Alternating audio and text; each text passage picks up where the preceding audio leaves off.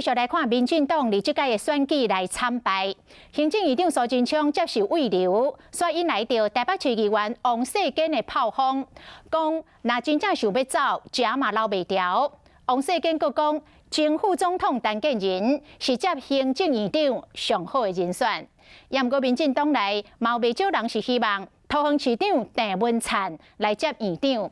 另外，网风声讲郑文灿咧争取党内各派系支持，要来选党主席。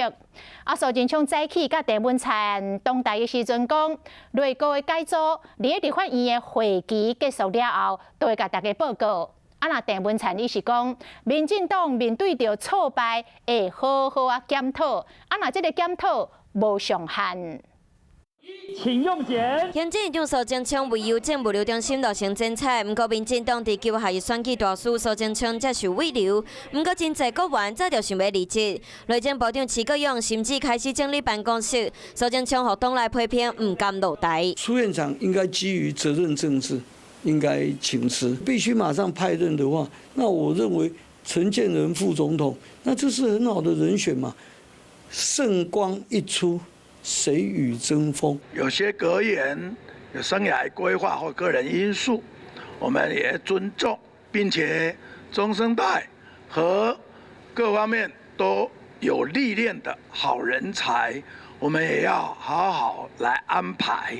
但現在立法院在會期中，要等會期結束後，我們會有確定，會跟大家報告。前副總統陳建仁、桃園市長鄭文燦，攏有可能是接行政院長的人選。伊和蘇貞昌的座位拄好有一條走廊，兩個人無傷濟互動。院長跟我非常熟悉啦，所以一向溝通都非常的好。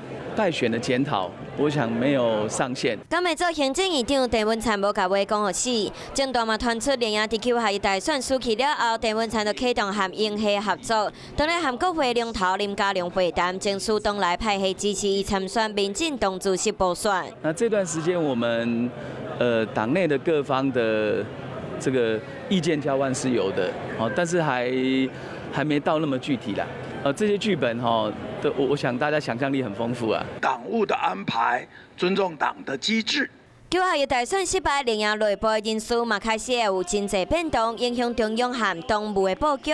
毛蘇貞昌和鄭文燦的後一步攏引起大眾關心。